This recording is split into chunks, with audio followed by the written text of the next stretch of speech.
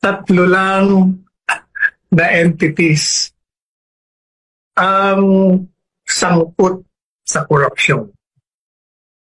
Sino ba gumagawa ng national budget? Di ba DBM?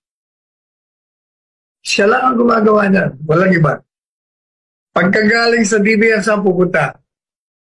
Sa Kamara de Representante, ayusin nila. Pinal sila di ba? Pag pinal na, saan pupunta? Sa Presidente.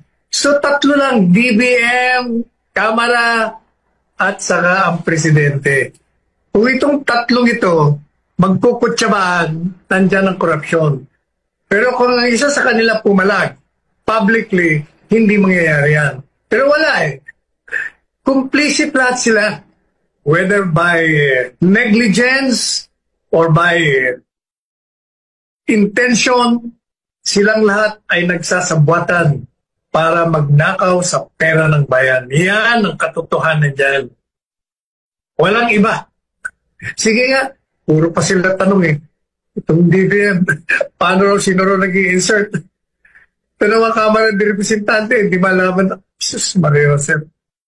Kayong tatlo lang, DBM, Kamara, at ang Presidente, kayong tatlo ang nakakalam kung paano ninanakaw ang pera ng bayan. Ayon kay Panelo, nagsisimula umano ang korupsyon sa tatlong sangay ng pamahalaan.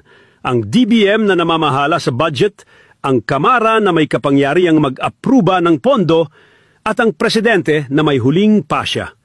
Sa ganitong sistema, nagkakaroon ng pagkakataon para sa kickback, pabor-pabor, at hindi tapat na paggamit ng pondo ng bayan.